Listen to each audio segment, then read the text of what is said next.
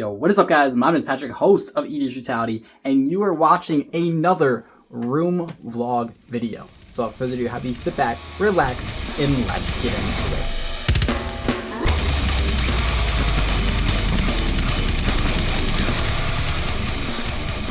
Welcome back folks, or welcome back to the channel. Thank you for dropping by and your ongoing support. Before we jump right into today's video, as always, a quick and special thanks to patrons like you for making videos like this possible. Now, in the past, we did upload a similar video in which I showcased all of my decks here on the EDH Brutality YouTube page, and today we are going to do the exact same thing, this time with some updates. Overall, it's going to be a lot of fun, and the real reason why I'm honestly making this is so I can look back in the years to come and see what I was currently playing at the time. So without further ado, let's just get into the sharing.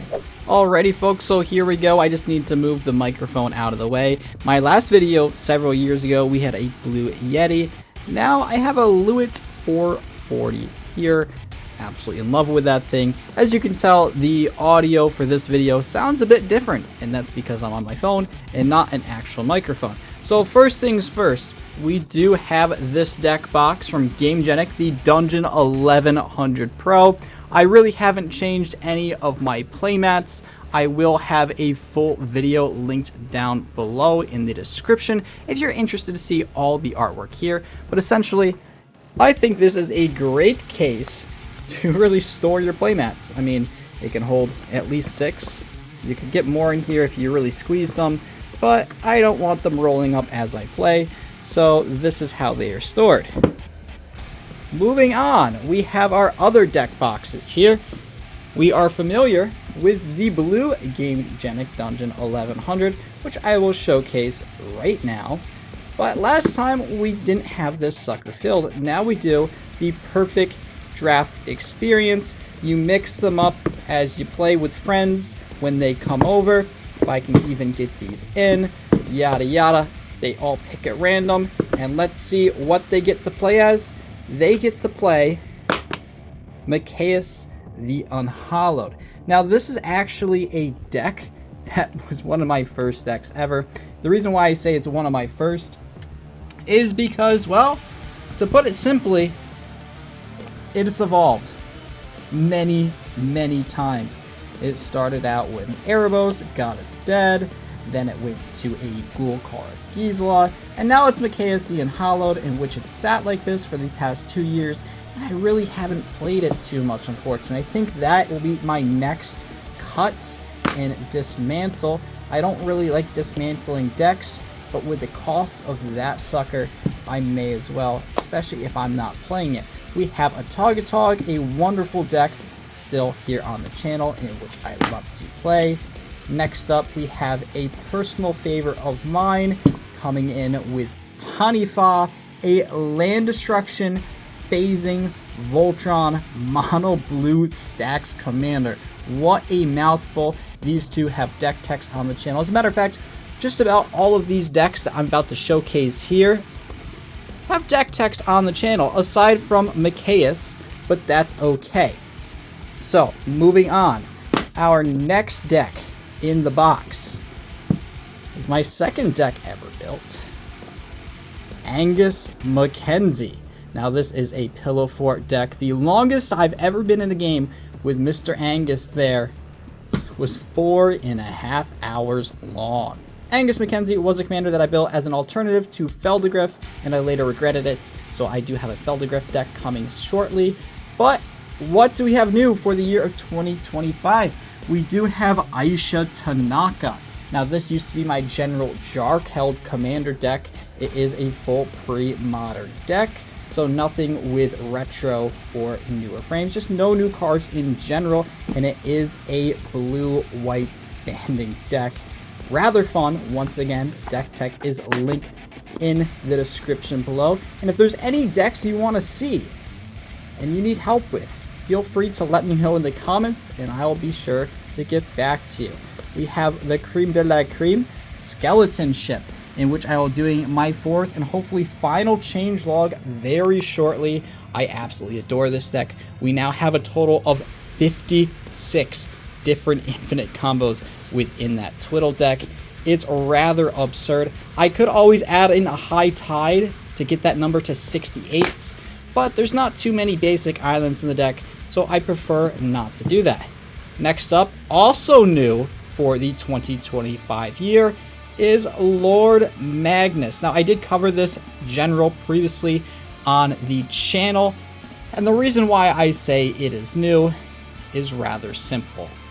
The deck tech currently on the channel is not the deck within this box. It's still full pre-modern, but this deck is much stronger. There's actually a sense of direction, and I will be coming out with an updated deck tech on that general very shortly. We have a few that I have yet to cover here on the channel, which I do plan on doing so. And for those that don't know, I did make this channel originally to showcase all of my commander decks. And now that I almost have, I'm running out of content ideas, which is okay. You know, we got to keep things fresh. But I'm happy. I don't think I'm going to be buying more Magic cards for a very long time, because we have many decks here to choose from.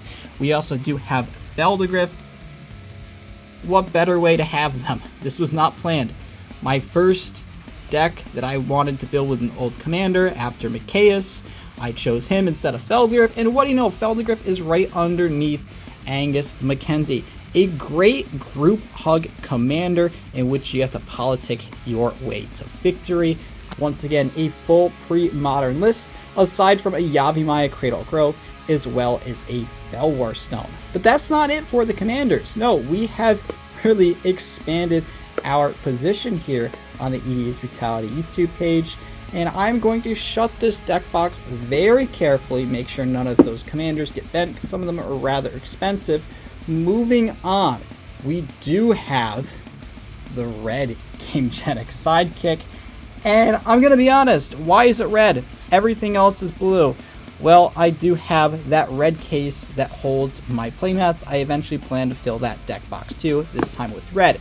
And what does red mean? Red means danger, typically, because we have a full list yet to be seen on the channel here. And that consists of a foiled out Numot the Devastator in a deck I like to call Nuclear Numots. This is a wonderful land destruction stacks deck in which I have since brought to the LGS, played many games, and have blown out the CEH tables from time to time. It's rather fun, especially when you're able to Armageddon all of your lands or other permanents with Jokel Hops and have an Avacyn Angel of Hope or even a World Slayer on board. I will be showcasing that deck on the channel in the coming days, so stay tuned for that.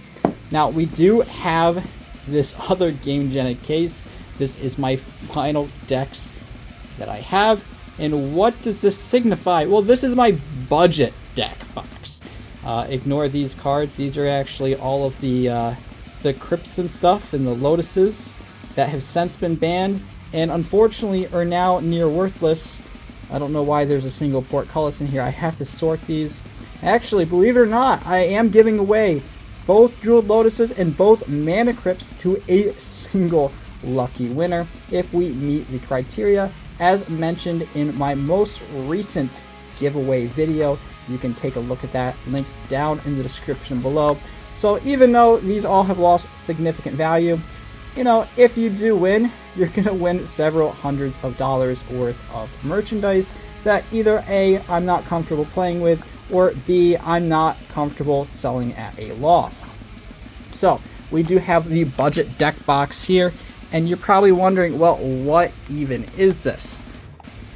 We have a little dry erase pad with our dry erase tokens here, and these Infinity tokens, I'm gonna be honest, these are lifesavers. I love using them for spell table games. We have the markers. I do wish they did come with better markers. I might have to pick up some myself. But they're lifesavers, especially when playing online Magic Gathering. You're stealing opponents' permanents and all that. Now in here, these mint sleeves, we have none other than Endrixar Master Breeder. A wonderful budget token deck. I believe at the time I brewed this, it only came in around $30. And this deck rips. Aside from Endrixar, we do have one other deck in here. The rest of these, I'm going to be honest, are tokens. that are all separated. We have Hippo tokens from the original Magic Art store. We have Soldier tokens. All of these. What even are all of these? Oh, these are squirrels. Okay, we have many, many squirrels. And then over here, what do we have? We have insects. Oh, that's for my skeleton ship deck. Yeah, we have many different tokens here, but this red deck here, it's not danger, but we do have a partner deck yet to be seen once again on the channel. We have Shabraz the Skyshark in Brawlin' Skyshark Rider. Honestly, this deck this deck is borderline CEDH. I can win as soon as turn 6, and it is very strong because for anyone that isn't familiar with these cards, let me see if I can move these. Oh, let me just move these to where you can see them better. Anyone that isn't familiar with these cards, this commander, it allows our shark to get trampled. Our shark allows our rider to gain flying. Okay? This guy, whenever you discard a card, you put a +1/+1 counter on him, and he drains every opponent by 1. Where this guy, whenever you draw a card, you put a 1/1 counter on him, and you gain 1 life. So it's a really neat partner wheel card draw discard deck, and yeah, it wins games very, very quickly. And this also is a budget deck. It is a bit higher on the budgets. I did brew this at the time, $80. Now it's sitting around $130, but the whole purpose of this deck box, ultimately, until I, for some reason, had these select cards in it, was if I was traveling, I keep the expensive decks at home, and I bring the budget decks with me. That way, if they're ever stolen or lost, I'm really not too much at a loss. Yeah, like I said, we do have several new additions to our collection here. Not all of them have been featured on the channel, but they will be in the coming days. The ones I do have featured, once again, will be provided full deck text as well as Mox Field links down in the description below. And I'm always in the process of brewing up new ideas. Now, I will say, ultimately, with 10 different decks, I'm satisfied with my Magic the Gathering collection. Of course, I'm always making tweaks to these lists, but anything else, and I think it's going to be hard to keep track of. And not only that, but I've spent enough money through this hobby already, so I think I'm going to take a hiatus of purchasing new Magic products unless I'm tweaking a deck or if I fully want to dismantle one.